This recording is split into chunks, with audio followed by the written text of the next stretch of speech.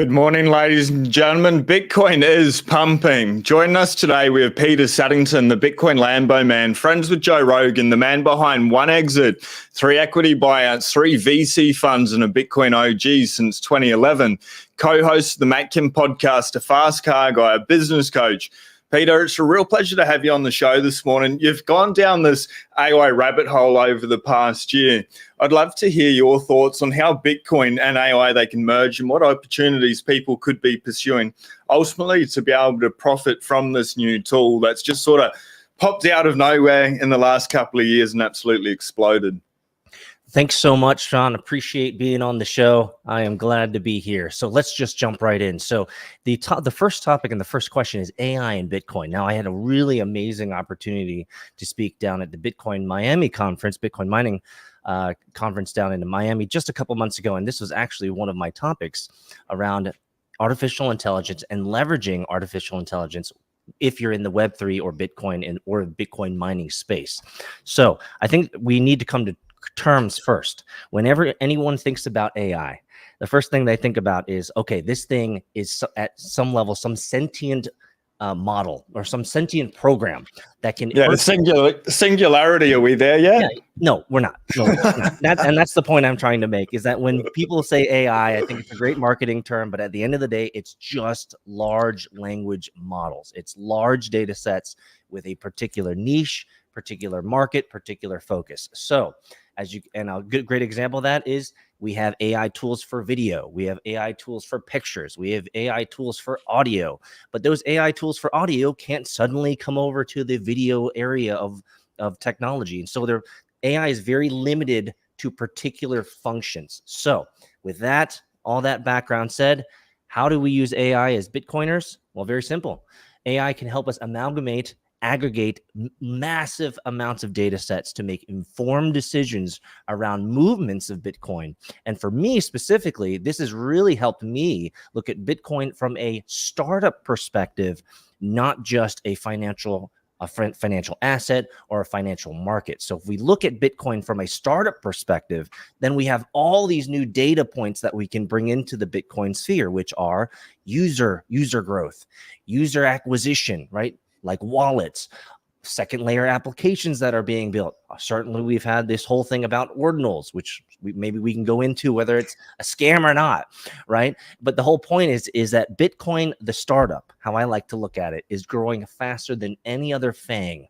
Your Facebook, your Apple, your Amazon, your Netflix, your Google. So if we look at AI and leveraging AI for a technology startup play called Bitcoin, certainly AI is going to be definitely leveraged to make better informed decisions around how to leverage Bitcoin and how to monetize it and make money. On the topic of AI, so people might know a little bit of your background, you put out a really good video where you went through the data of what you'd done over a whole year, spent like 1,700 hours or something, or 1,700 conversations with AI going down the rabbit holes. So like, where is AI now from when everyone first heard about it? ChatGPT came out and it was this crazy new thing and people got bored of it pretty quickly, but now there's like lifelike videos and stuff. What are some of the exciting things like where we are right now and that could come from AI? Well, so to give a little bit of context, I've been doing a year-end review for over a decade for my investors and for the people who follow me. And so this last year, as a venture capitalist, as a deployer of capital, so we raised $16 million over the last 2022 and 2023, deployed it out into AI, machine learning, as well as Web3, DeFi, and Bitcoin mining projects.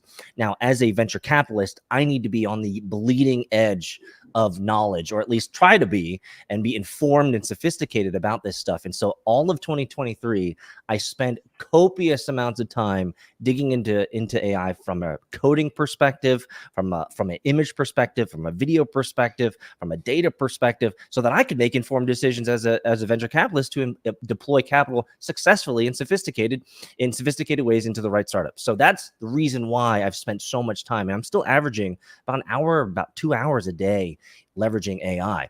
And so what did I glean from all of that?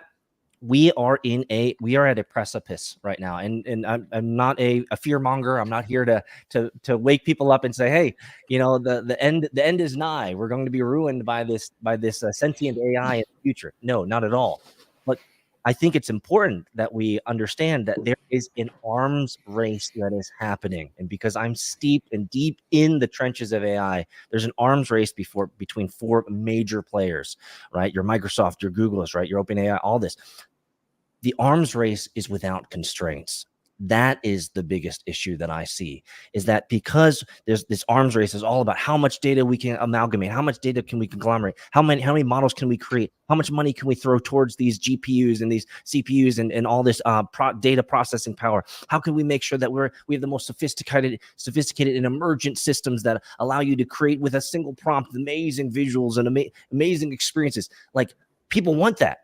The venture capitalists want that. The market and the marketers love that stuff. The problem is there is no reins. There's no constraints. There's no guardrails. There's no good legislation. There's not great sophistication around like what's going to happen when we unleash the beast here.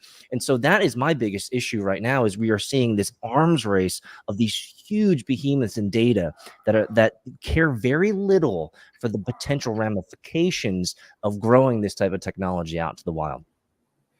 It's pretty wild, and I feel like Bitcoin. I feel like Bitcoin's here to change the world. But just in regards to the AI, there's a Freudian slip here. In regards to AI, a lot of people are going to lose a lot of jobs potentially due to AI.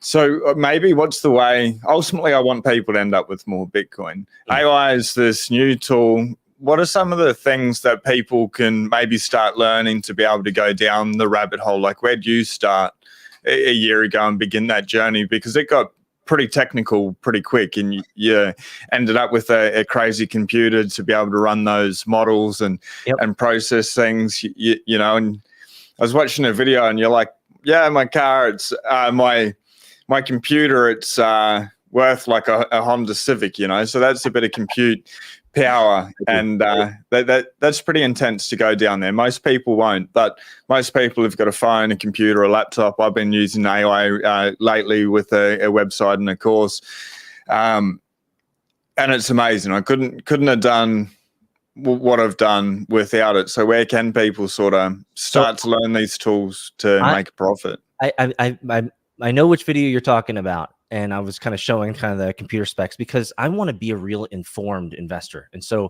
I want to invest in these amazing entrepreneurs and these amazing products and amazing ideas.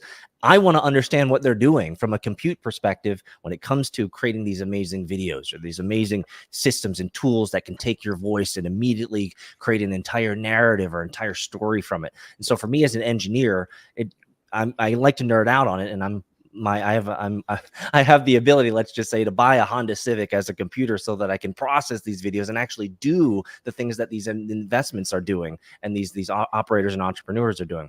But I'm going to give you the short answer. People have asked me this question all the time. If you have a cell phone, the first thing that you need to do is download ChatGPT. I think it's 3.5 or 4, and you can shortcut it. So I'm going to show you real quick what it looks like. I just hold this button right here on my phone. I just hold it. And look at this. It immediately pops up ChatGPT just with just a little phone press. Now you might say that's not impressive. The point isn't that it's impressive. The point is that I am just a phone one-click push away from engaging with AI. This has fundamentally changed my life. I no longer use Google. Why would I ever want to use Google and spend time searching when I can have a great conversation? No, seriously, when I can have a great conversation. Yeah, with someone and say, so I could do that right now. I could press the button, it immediately pops it up, and I could say, tell me about this guy, Sean, right? And immediately I'll say, oh, well, is this the Sean that you're talking about? Yeah, this is the guy I'm talking about. Tell me more about him. Or any topic you want. I could go on for days. My wife and I, we were in Paris, we were in France for 2.5 weeks. We used AI to create our entire trip. We just said, hey, we're going to be in London this amount of time. We want to make sure that it's kid friendly. We want to take a bus trip. We want to make sure that we go from A to B. We want to make sure that we have a little bit of a break in there, and we want to make sure that we see this play. By the way, we're going to be heading to Paris. We're going to be going going for this amount of time. We want to make sure that we go to the Louvre. We want to make sure that we go to Versailles. We want to make, and AI built the entire itinerary, and the only thing I had to do is type in little prompts to say, "Oh, let's think about this," or "Is there a cheaper alternative here? My wife said that she wants to eat this amazing yogurt. Is there a yogurt place on the way to Versailles?" And it tells us exactly where to go. And so, imagine trying to create an itinerary using Google and search. Foolery, absolute foolery. Now, is AI always going to be correct? No. Is it going to be directionally correct? Yes. And that is the sophistication that we are now. And so I say this, and sometimes it comes off as a little haughty here, but I don't mind telling, especially the young bloods that I'm investing in, as I look at them and I say, I'm far more productive than you, but period, full stop. And they'll look at me inquisitively and I say, and the reason is because you're still using Google, right? I have great conversations. And so what is important, I think, for maybe your audience that is listening, is AI is not going to replace people. People effectively using AI are going to replace lots of people. And so if that is the mental model that I have, the way that I see it addressing this consideration in the future is, how can I become sophisticated, and how can I leverage AI in my day-to-day, have it become part of my mental models, number 2, and number 3, how can I have it be part of the optimization of my work and improving my work or improving my life. And so AI is not something to be feared. It is something to be harnessed. However, we do have these behemoths that are trying to run an arms race and figure out how they can destroy the world fastest. Let's they are, and it's pretty crazy, you know, when Elon Musk is saying we need to put some regulations in place. We just need to slow down a little bit, and we need some guardrails. Elon, of all people, you know, he's happy to take risks, and if Elon's saying let's just chill for a bit, maybe let's just chill for a bit. Have you tried out Venice AI? Ooh, Venice AI. I feel like it's come across my desk, but I've certainly not used it. So Eric Voorhees, who created Satoshi Dice, would have been around back when you got into Bitcoin in 2011's the guy behind Venice AI. It doesn't have any of the woke restrictions that ChatGPT does on there. And it's really good. It doesn't store your information. I know you have given ChatGPT all your information. Yes. And Taylor made that, which is way against my principles. You know, I want big tech to know as little about me as possible. I understand they probably know everything about me. Anyway, on that side of the coin. Well, let me pull on that string then. I'm curious. I'm curious as to what your philosophical foundation is that has you have that particular position. I'm curious. Yeah. That's a good question. I think we've got tools and stuff now to be able to bring back that information, or at least make a break and cut it. And going forward, we can see with AI and some of the things that are happening, tech has been used as a tool to control every tool. Like every invention has been used as a tool for control, frankly, everything apart from Bitcoin. And they'll try that as well in whatever way. But going forward, the least I can give them, I understand they've got a whole lot more information, but I'm still going to live for a long time. They don't need more and more, and they're getting better at taking more and more and creating these maps of people. So I guess that's my reasoning to be able to move away from. I don't mind unpacking this idea, and I don't mind also having a very honest conceit that I've struggled with this consideration many times. And I'll tell you the capitulation, and I don't mind using these words. It makes me maybe seem weak, but I don't care. The word is apropos. My capitulation is a function of the fact that I have been so ignorant for so long online. And what that ignorance equates to is that I have truly given away the farm.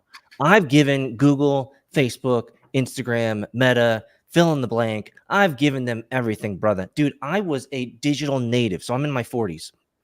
So I started off in mid 90s giving my information over to AOL, to Lycos, to GeoCities, to Angel Fire. I gave away all my information to all of the Netscape Navigator when it was coming out. I gave all of my information over to Google. I was one of the early Google on the list. Do you remember when you had to get an email invite? Man, I hoarded those things.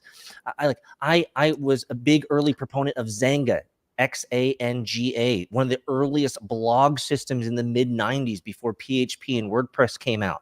I posted my first video online in 2004. So with all that context, and then my realization that we've been sold a bill of goods, that I am the product, right? If you're getting all this services for free, then you become the product, right? They're advertising your data. And this came out after the 2008, 2009 time period. So you're talking about a decade plus of giving all of my information away. And then as I slowly came out of the gray and realized that this probably wasn't a bad thing, with Satoshi Nakamoto coming out with Bitcoin, was essentially the genesis of Web3, which is 4 amazing facets: digital sovereignty, decentralization, censorship resistance, immutability of code, right? When he came out of that was like, whoa, oh my goodness. Maybe there is a potential future where I can own my own data and I can have toggles in which I can say, you can have my data. You can never see it. You can't use it. You can only have it for 48 hours. This is a Web3 reality in our future today. Here's the problem. I gave away the farm, Sean, for 20 years. And so my capitulation, all that context to come back, my capitulation is like, damn it, bro. I gave away everything. I'm so deep in technology. My face is all over Chinese scams like iPod Nanos back in the early 2000s. Like, I might as well embrace it. So I said, you know what? If I'm going to learn this AI stuff, I'm going to give every single model everything. And I went overboard. I gave them everything. Like, if you go to any AI model system today and say, tell me about Peter Saddington, they'll give you everything about me. And so now can I leverage and use that data and that power of prompting to optimize my workflow, have AI respond more appropriately to me, be able to syntactically, with nuanced code, be able to write and pair program with me and write the correct unit tests for me in the way that I like reading commentary and unit tests? 100%. Has it made my life better? Yes. Have I given away the farm? 100%. So I don't know. I don't know where if there's a moral or ethical consideration here, because for me, I've been giving it away for so long, and it's one of those things where it's like you've tipped it over the tipping point. You might as well embrace it. Am I weak? I don't know. I don't mind any criticism here, but like, this is my journey into big data and AI. And it's one of those things where it's like, damn it. As long as I'm not like cutting off my arm and adding an extension of the board, or putting a chip in my brain, I feel like I've not given away my soul. Is that fair? It is fair. And you've sort of put yourself in like a little bit of a conundrum, really, because of the area that you're in as well. To be ahead of the curve for you personally, maybe that's what you need to do. I don't think that's maybe.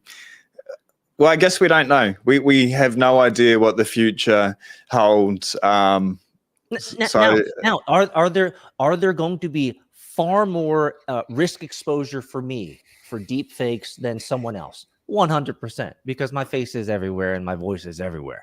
Yes. So do I have a larger risk exposure for malfeasance online? Probably more than your average bear. And so I think the game is to not become a target, number one, not to overexpose yourself, number two, and certainly do all of the great requires of us, which is ownership over your own keys, making sure that you're not having all your value in a Coinbase or on a freaking Google, Google Wallet, plugin. Yeah. Come on, guys, come on. Yeah, 100% get your Bitcoin off the exchange, hold in self-custody, air gap wallet, run a node. One thing Well, bring up the price chart. Bitcoin's pumped back up, which is good. Well, not really. I like it when it's cheaper, but $61,814, up 3.7%. You have talked about the only chart people need to pay attention to is the 200-week moving average. Why is that? Well, at the end of the day, the economic equation is very simple, right? The code tells us very simply that there's only 21 to be mined. And so therefore 2142 or 2140 is when the last one will be mined. We'll all be dead, so it won't matter. And so it is a very simple supply and demand economic function. And that right there is what sold me in 2011 to go full bore into this world of Bitcoin, because I thought for the first time, I never could ever believe that I could ever conceive of an idea like this. And the idea was very simple, that I can actually now own my own value, and through Bitcoin mining, I can actually abstract my own value.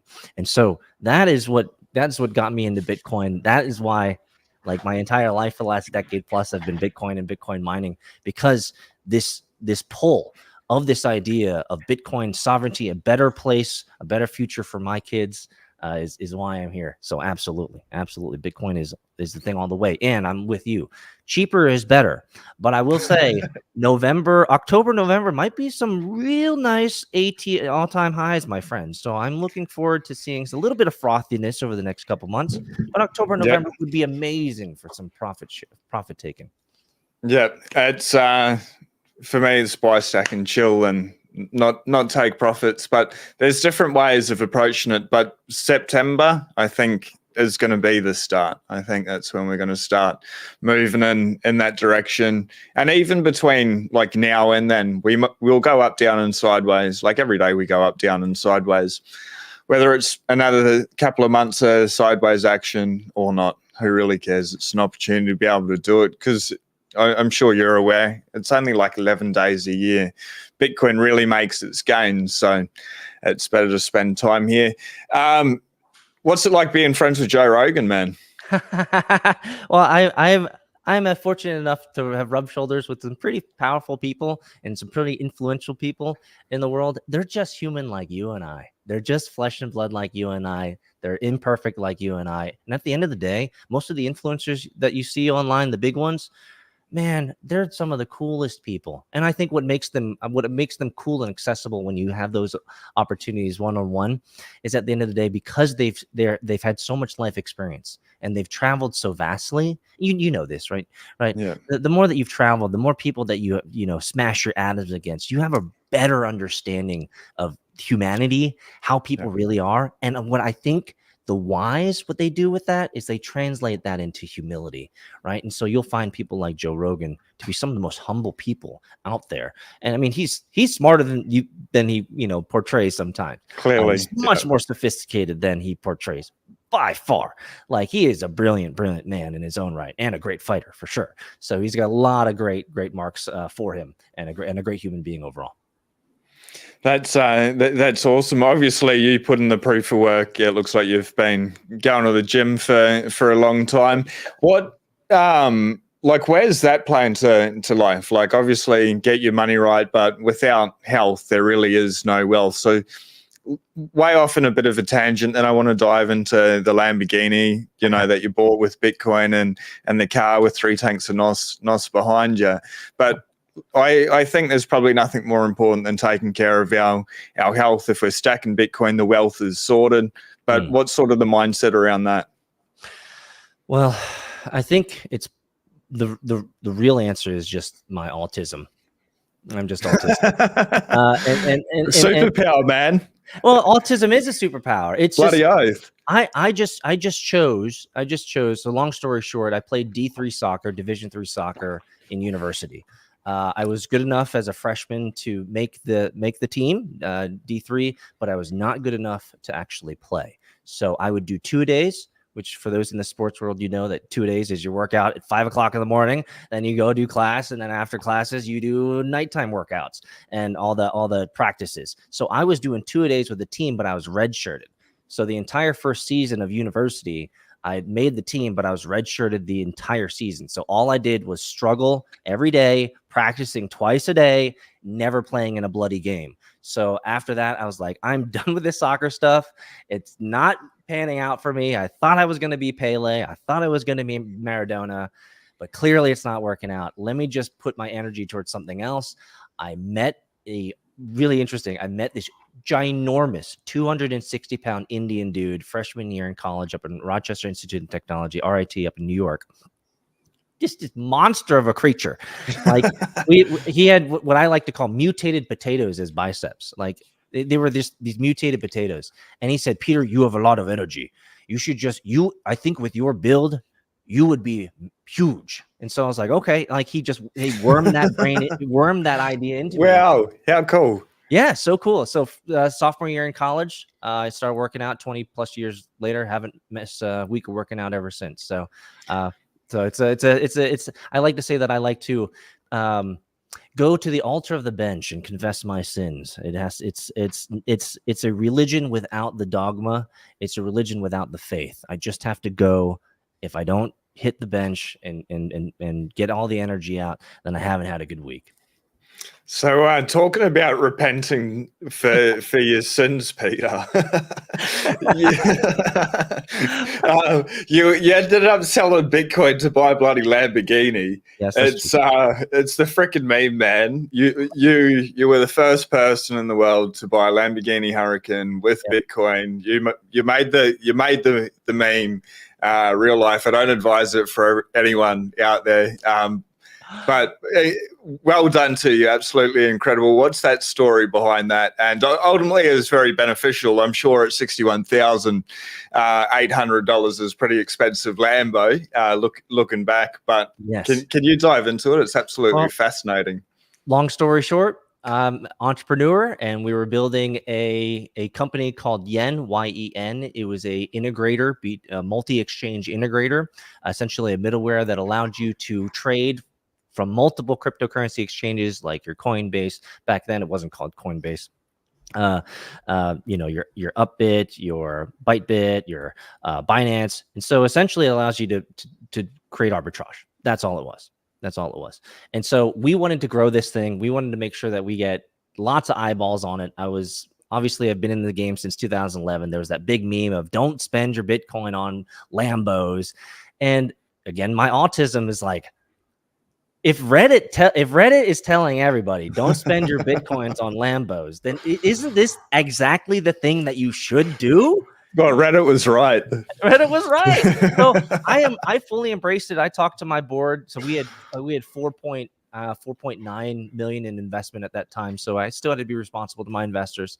And so I said, hey, look, this is going to go viral. I already own all these other, cars and exotic cars like Porsche's R8s, etc. So it's not out of touch. Like it's not off a tangent too far because people know that I've been into cars, I'm into racing.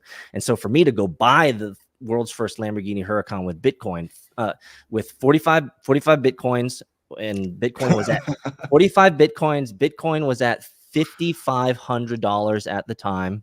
Wow. So if you do the math, it's just like it hurts now, but obviously I like to kind of rationalize it and not hurt myself too much. And I like to say that I had many smiles per gallon in that machine. So that was it. I became the meme.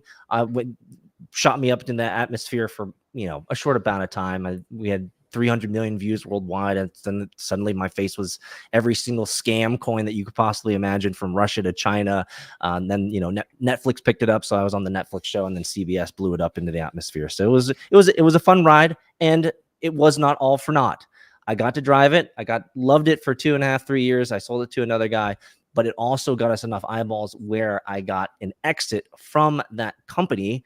So it actually served its purpose. So for all the haters out there, you might say, "Oh, you bought a Lambo." Well, it got me paid, brother. What else is there? Yeah, and ultimately ended up with more Bitcoin and tools to be able to create in whatever way. I started off in crypto, and I could not ever go back there, waste my time. I think it's a tech play.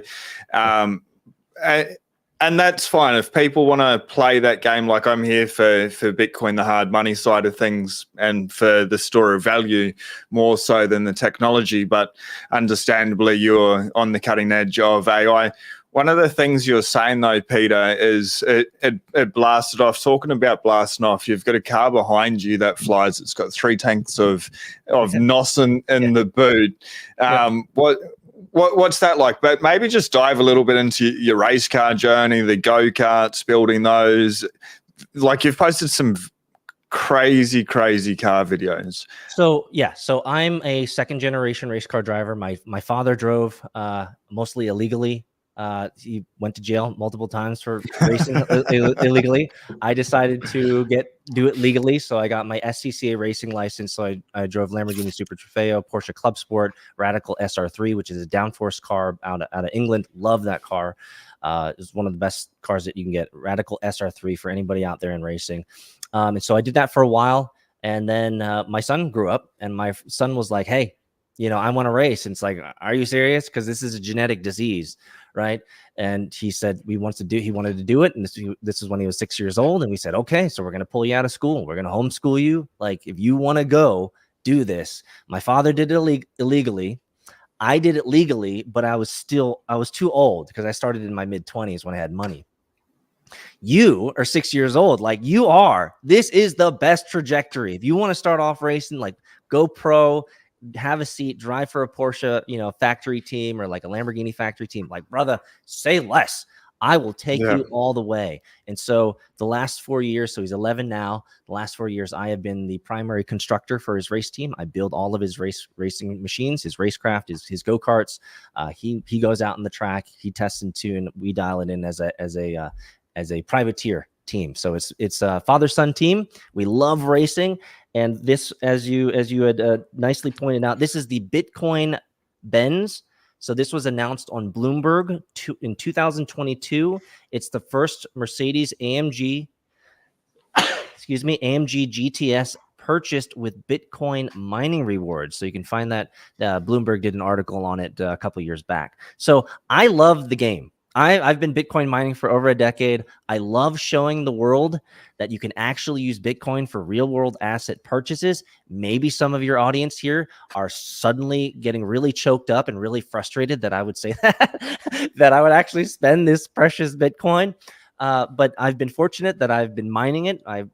You've done your research. So I've built huge mining facilities. We got a 23-acre 165,000 square foot mining facility up north. We got another facility that over in South Carolina that's 13 acres. And so we're constantly supporting the network, growing, obviously accumulating Bitcoin and doing our investors a solid. So always supporting the Bitcoin world. But man, I tell you, sometimes you got to treat yourself. And for me as a car lover and a racer, I don't mind spending my money on these types of cars if it's going to be Bitcoin. Yeah. It's life is short, and it's probably better to get a big stack over 4 years. Hold on, you've been in for a very long time as well, and you're still generating income to be able to pay for your lifestyle as well.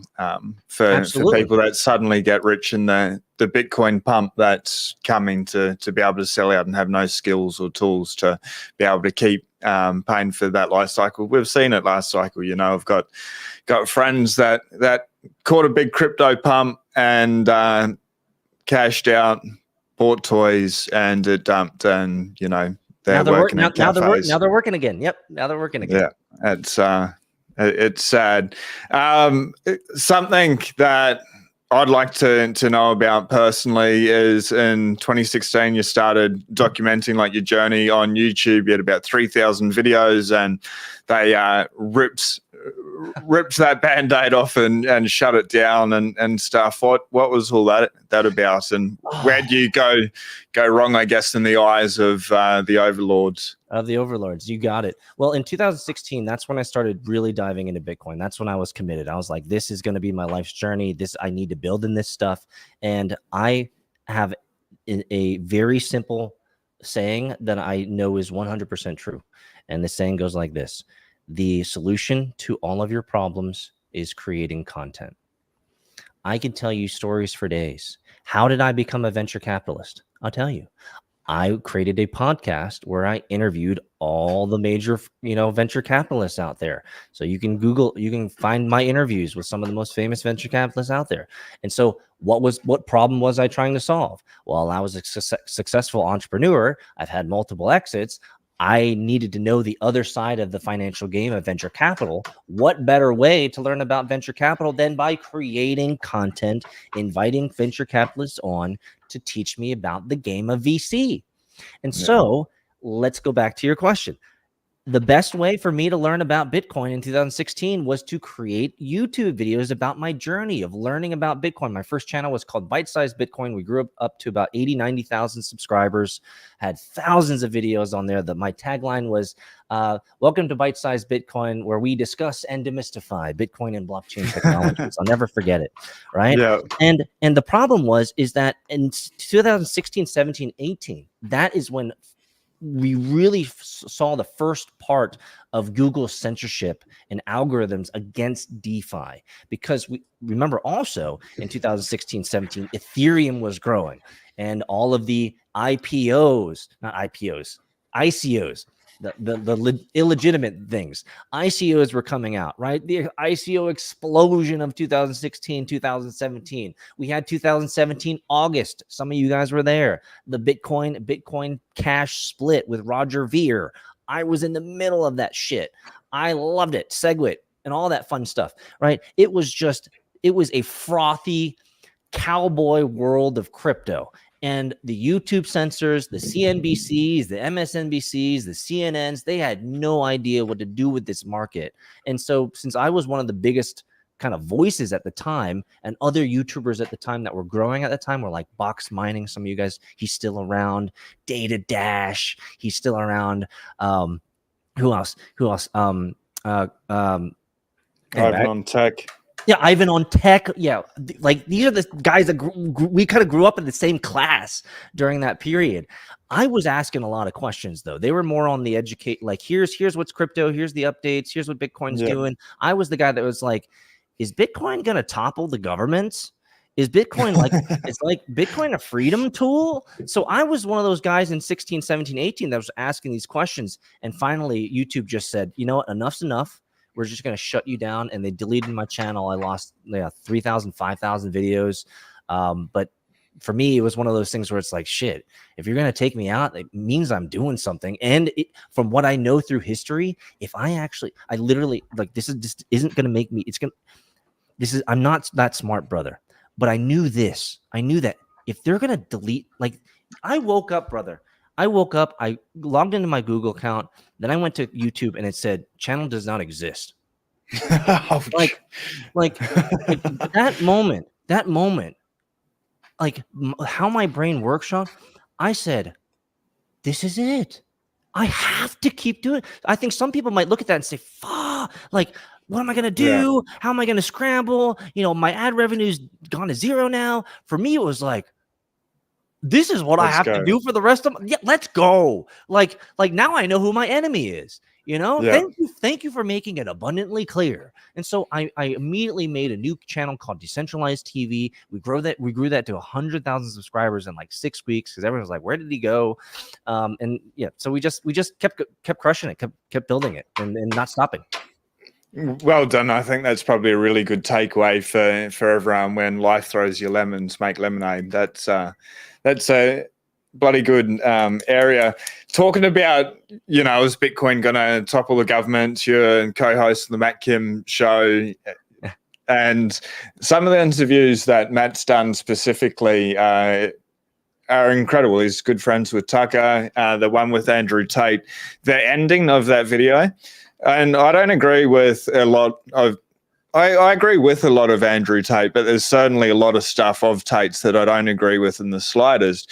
But right at the end, that last 10, 15 minutes, and Andrew just dials in. That was the most intense podcast I think I've ever watched. And Matt's reaction to it was like, I believe you, as full on. But on your show, you just bring up Trump a lot, and Trump's getting now behind Bitcoin.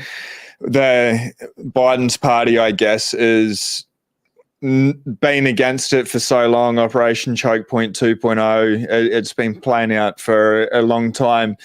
I'm here in Australia. I'm so far away. What are your thoughts? Because you guys talk about it so much. Like, I'd be pretty interested to hear, like, your opinion of what's going to happen with this election and Bitcoin. And well, we have a lot of wind behind our backs. So we are winning the Bitcoin game. I can tell you that. If you follow Dennis Porter on Twitter, then you know he's all about pushing legislation, bringing it to the states. We are winning state by state by state for Bitcoin in the state legislatures. We are growing Bitcoin education, Bitcoin adoption. We have now Wyoming, I believe, is going to be one of the most friendly. I think it's Wyoming. Could be, it's Oklahoma, is going to be one of the most crypto-friendly places for Bitcoin custody, your right to custody, these types of things. And so it might seem fascinating considering the economic climate, number one, and number two, the election cycle that we're going through, certainly in America, which is a clown show fiesta of all clown shows. I mean, are we enjoying the show? It's popcorn worthy all the time. But regardless of enjoying the show, Bitcoin is winning. And so if I can give any positive encouragement to you or your listeners here, is that the states are winning. The state legislatures are coming along. It's going to be a slow grind. Our best model that we have is marijuana and marijuana legalization, state by state by state by state. Even the conservative southern states are getting into it. I live in Georgia. So, I mean, we're like going to be one of the last people to legalize marijuana and the right to use and the right to grow. And so if we follow the long decade-ish path of legalization of marijuana, I think crypto is going to, and Bitcoin especially, is going to follow the same track. And so I still see America as a land of opportunity for Bitcoiners.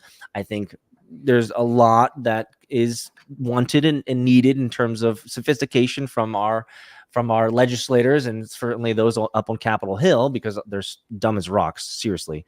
But the states are going to win in the long game. That's where my heart is at, and I believe that's where the play needs to be at, and let the federal government continue to hobble along as they do. Hobbling along, controlling the population through money printing. No, but seriously, I think I foresee, and I actually had a conversation, and this was offline with Matt and a couple other people in the political realm. I actually see a future. Where it might not be in our lifetime, but I actually see a future where divisions will be drawn. America might be carved up. And what I mean by that is people are going to have enough is enough. People are just going to say, hey, look, these southern states will band together. Texas, I don't know if you knew this, but Texas is the only state in America that in the Texan Constitution, they have the right to secede. No other state has that proposition or contingency within their state constitution. So like Texas actually has the best chance of seceding and saying, we're just going to create the Texan, empire, the Texan country. So I see that being viable, because people are getting really tired. People are getting really tired of the factions, and people are getting really tired of what's happening, especially in the big cities. Our big cities are horrible. Have you visited New York and San Francisco or LA lately? It's a war zone. Brother. It's a war zone, brother. My San Francisco has changed a whole lot. Hey, it's pretty sad. Oh, it's more than sad. It's a desolate wasteland. So I've been married to my wife for 16 years. She's from LA. Like she's go there all the time, more times per year than I'd like. And I have seen the slow de-evolution of that entire society over a 15-16 year period, man. And it is some of the most depressing things. And I've traveled the world, brother. I've been to the Middle East. I've been to India. I've been to third world countries. I haven't been to Australia. So man, you need to get to the Great Barrier Reef. It's like Finding Nemo in real life. Truly, really? It's yeah, man. It's they don't call it the Great Barrier Reef for nothing. It's truly it's surreal. It's a magic place. Well, you talked me into it. Let's make it happen. yeah. We've got a spare room, Peter. So anytime. Let's go. After that 26-hour flight from Atlanta, yeah. It's my wife and I love the States so much. We'd move there in an instant. A little bit hard with our 2 dogs to be able to fly back and forth. Can I ask you a question? Because now I'm talking to a real Australian.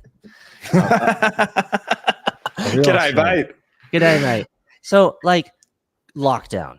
We heard all about your prison planet in Australia. I just have to ask, because we will meme about you guys sometimes, right? Us Americans. But, like, you guys were really locked down, right? Or was that just what we were fed through the news? Or were you not as bad as the news says? Because yes and no. Yes and no, for sure. The world's a meme, life's a meme. So, the memes come from somewhere. Places like Melbourne, which is, I don't know, 25-hour drive south of me or longer. It's a long way. Was very dystopian, man. It was one of the harshest lockdowns in the world. You guys were sending people to actual internment camps, like actual. I tuned out of it so much, so I don't really know. Like we're so isolated. We're up here, on the Great Barrier Reef, sort of the tail end, and there's 10,000 people in my community, and it's pretty big from one end to the other. It's there's hardly any people here, and. It's glorious. We had the stupid plastic shields up in the shopping centres, and they promoted cardless cash more and keeping your distance. But we're still driving on the beach, going to the beach, going out to the islands. It's not much really changed. It's just a quiet little sleepy place. But yeah, the bigger cities, and especially Melbourne and Victoria, was wild. So you were relatively unscathed then. Man, if I didn't talk to people, I probably wouldn't really have known it was going on. Pretty much, Like, hey, what was this thing about this lockdown last 3 years? It didn't affect me. I made things like a little bit of a nuisance, but not really. And well, that's good to hear then. Yeah, obviously inflation was a direct result of it, and I think that's the most destructive thing that's happened to recent generations. Just the absurd amount of money printing. Like coming into the election, these rumors of Trump choosing Vivek. You're close with Matt, who's close to Tucker, who's close with everyone, who's probably best friends with Trump himself. Do you have any inside information? And what are your thoughts on if it is Vivek and he's the one that started the Trump Bitcoin thing? Well, everything you just said is true. And I don't know a whole lot that I can tell you, but rumors are circling that a sophisticated individual will help Donald Trump secure his nomination, though I don't think Donald Trump needs a lot of help because the Democrats are making it exceptionally easy for everybody to like the man because they're literally dragging him through a cheese grater and trying to destroy the man's life. So I think even the most unsophisticated and somewhat ignorant individual can look at the equation that's happening in Donald Trump. And guys, don't get it twisted. I don't know Donald Trump. I've never met him. I think he's been successful in business for sure. From my understanding, having lived on this planet for 40 years, everybody liked him until he got into politics. That was odd. So like he was like a really likable and successful guy. So I think people are waking up, and I think the Democrats have done a really successful job at making everybody like him because he's kind of like a brother now. Like he's like a convict now. He's kind of like he's kind of earned his stripes, I guess, to not only the white collar, but also the blue collar, but also the high net worth, all the way down to the poor. So I think Donald Trump isn't going to need a whole lot of help for this next election. The question that is on the tip of my tongue always when considering Trump is, will they allow him to run? Oh, that's my thought. Is he still going to be here then? You think so? I don't know. I hope so. Yeah, I don't know. I don't know that. It's definitely a possibility, but again, I'm so far over here, so isolated. But It's kind of a good. It's a good thing. You can kind of throw stones from afar, but at the same time, you can also be unfettered by the madness that is happening. So yes, Donald Trump has endorsed Bitcoin from his sophistication, or does he have sophistication behind it? I don't know, but he's also going to be, from what I hear most recently, that he's going to be speaking at the Bitcoin Nashville conference, I believe, in July, which is where I'm going to be at. So if you're going to be hanging out at Bitcoin Nashville, the big conference there, seek me out, though I'm sure I won't have as much playtime as Donald Trump if he's going to be there. Certainly, I want to see him as well. Yeah. It'd be really interesting to sit down with someone like the likes of Donald J. Trump and have a conversation. It's I guess I'd put him in the same bucket as Tate. Things I'd agree with and things I don't. But for someone that has been successful and unsuccessful in so many areas, he's got a lot of life lessons to share.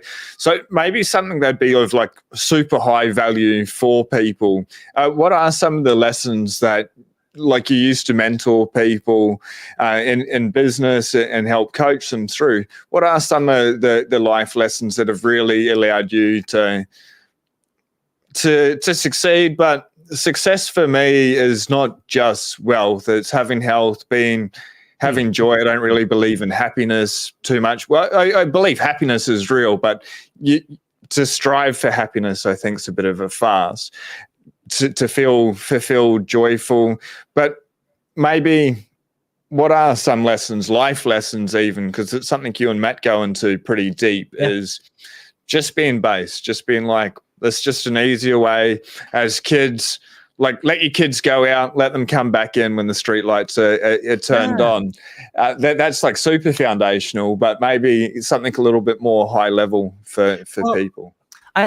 I have a lot of life lessons. So I'm a husband for 16 years. I'm a father of teenagers now. So like my life lessons are always context specific. If we're going to be talking about family and kids and stuff, I can wax poetic on that forever, because I believe that is the sole purpose of man, is that we were made and created to create. I don't care if you believe in a creator or not. It's regardless of that. I do. We as human, I don't care if you believe in a creator or not. I think we can both come to a shared understanding is that we were created to create. And so I believe that in the heart of every man is a builder, is a creator, is someone who wants to tame the world around them and manifest and mold and shape the world around them to their dreams, to their visions. And we are the only creatures on this entire planet who have the ability to actually do that a priori, or before we even do it.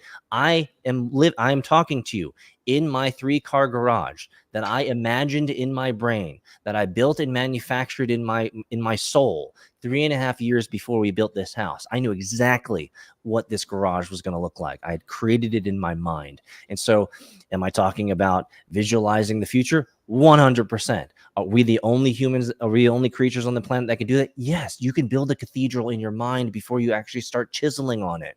And so we have that mental capacity. So all that to say, what's the praxis here? What's the practical application? The goal, the best goal in life, just like you said, is success. Let me help you. Let me give you my definition of success. Success is the progressive realization of a worthy goal. Success is the progressive realization of a worthy goal. So when I look at my son and my daughter, I say, what is success for you today? It's to do well in school. If you're going to school, you're homeschool, do well in school, and you're doing well and you're doing a good job every day. That is success, the progressive realization of that worthy goal. When you get to that goal, guess what? Success will be the next goal or the next phase in life, or the next cycle in life. If you're a mom, what's success for you? New time mom, new baby just arrived. What's your purpose? What's your success? Oh, to have the progressive realization of the most worthy goal of raising that child at home in a good house, stable house, right? With love, care, communication. That is absolute success. And so that's what I think success is, a progressive realization of a worthy goal. Let's get down to praxis. What does that mean? Lay a freaking brick every day. Don't quit. Lay a brick every day. I never care about what size of brick you lay. As long as you lay a brick, the wall will be built. And that is what I look for. And I'm kind of ducktailing this into a kind of a rubric that I use as a VC capital deployer. Whenever I'm talking with young bloods and young entrepreneurs who are asking me for, you know, $50,000 or $250,000 checks to help them start their startups and their companies, there are two factors that I'm always digging into. Number one, perseverance. And number two, resilience, which is very simply, number one, do you have the perseverant discipline to lay a brick for 10 years so that you can make this reality, make this thing a reality? Are you willing to persevere? And number two, have you been kicked in the balls enough? Are you willing to be shanked, stabbed, crushed, and still get up and lay that brick that day? Because that's when I'll give you $250,000 of money, because I know you're not going to quit. There's a reason why venture capital funds have a 10-year lifespan. And I truly believe this is because of the originators who created the kind of term limits for venture funds. It's a 10-year lifespan. You know how long it takes to make anything successful? A decade. And so I think that's exactly the truth. My first startup, it took me 9.5 years from zero to get it acquired. And so for me, that is absolutely my template as a venture capitalist. Brother, you want me to give you $250,000, or will you persevere for 10 years to make this thing happen? Let's go, bro. Yeah, you know, you got it. I think that's a pretty good place to leave it there for everyone watching. If you haven't already, hit subscribe if we vibe. Peter, I've put your X below. Is there anywhere else that we can send people to follow your journey? I know you're not a big fan of LinkedIn. I'm trying to figure out LinkedIn, but you guys can just search me up, Peter Saddington, or you can type in the Bitcoin Lambo. I think the meme is still alive. I think I'm still top level SEO for that. But yeah, love being here. I hope it was helpful. I hope it was fun for you guys. It was, and I'm sure I'll get a little bit of pushback because I truly have no interest in cryptocurrency at all. And I think that's fine. Like, I think it's just a tech play, but your insights into how AI and Bitcoin together, that's something that's absolutely fascinating. And I thank you for giving me the time to be able to dive deep down that side of things and focus. And you're an interesting man, Peter. It's been a real pleasure. Well, I'm going to be assertive, and I'm going to ask you if I could come back in the future. I would love to decompose the altcoin world for you as someone who has started off as Bitcoin as a hardcore Bitcoin only, Bitcoin maxi, then becoming a venture capitalist, and kind of maybe give you a little bit of a spiel. Maybe I've capitulated based on the function of my life and the function of my work, but I think there is still good use cases. So I wouldn't mind unpacking that with you in the future if you're willing. Potentially. It's as a thought experiment, it'd be interesting. It's I got wrapped up in there, and it took a long time to remove that mind virus out of my head. So I'm very skeptical and really not willing to let any of that re-enter. But we'll talk, Peter, and we'll see what's possible. I appreciate it, brother.